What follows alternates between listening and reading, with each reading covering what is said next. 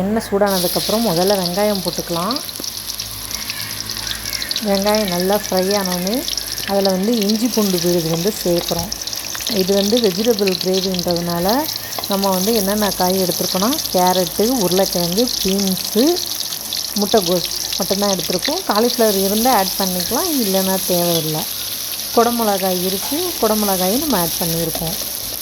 இப்போ வந்து வெங்காயம் நல்லா வதங்கிடுச்சு. வெங்காயம் வதங்கினதுக்கப்புறம் நம்ம அதில் இஞ்சி பூண்டு விழுது சேர்க்குறோம். இது கொஞ்சம் நல்லா ஃப்ரை ஆனோடனே இதில் நம்ம என்ன பண்ணுறோன்னா கேரட் வந்து நான் ஒரு கேரட் எடுத்துருக்கேன், பெரிய கேரட்டாக. அடுத்து வந்து கோஸ் வந்து எப்பயுமே முட்டைகோஸ் வந்து கொஞ்சம் கூட போட்டுக்கலாம் கிரேவியில். அப்புறம் பீன்ஸ் எல்லாமே ஒரே சைஸில் குண்டு குண்டாக கட் பண்ணிக்கலாம். அப்புறமா பார்த்திங்கன்னா உருளைக்கிழங்கு வந்து தண்ணியில் அரிஞ்சு வச்சுருக்கோம் கருத்து போகாமல் இருக்கிறதுக்காக. இப்போ உருளைக்கிழங்கு ஆட் பண்ணிக்கலாம். இதில்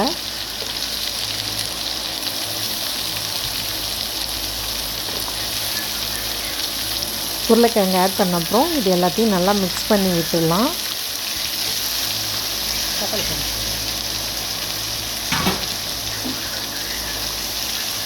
இதில் வந்து நம்ம தக்காளி பழம் சேர்த்துக்கிறோம்.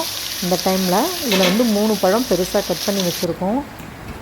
3 பழத்தையும் இதில் போட்டு ஆட் பண்ணிக்கலாம். குடமிளகா கட் பண்ணி வச்சதை இந்த டைமில் நம்ம சேர்த்துக்கலாம். குடமிளகா வந்து சீக்கிரம் வெந்துடுங்கிறதுனால இப்போ கடைசியாக சேர்க்குறோம். நல்லா வதங்கினதுக்கப்புறம் தனி மிளகாய்த்தூள், குழம்பு மிளகாய்த்தூள், கரம் மசாலா 3 பொடியும் நம்ம இதில் சேர்த்துக்கிறோம். இந்த கிரேவிக்கு தேவையான அளவு உப்பு போடுறோம். உங்களுக்கு காரம் மட்டும் உங்களுக்கு தேவையான அளவு ஆட் பண்ணிங்க. நான் கிரேவி வந்து கொஞ்சம் காரமாக தான் வச்சுருக்கேன்.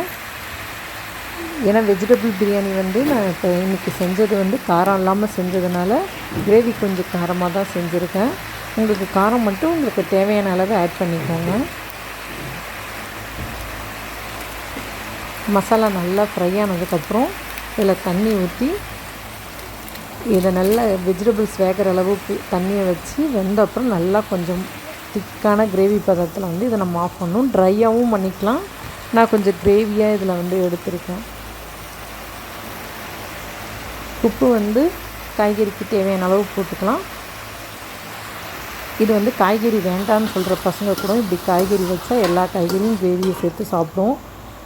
ஹோட்டலில் சாப்பிட்ற ஃபீல் வரும். நான்வெஜ் மாதிரி ஸ்மெல் இருக்கும். ஆனால் வெஜிடபிள் வேஸ்ட் ஆகாமல் பிள்ளைங்க காய்கறி எல்லாமே சாப்பிட்ருவாங்க.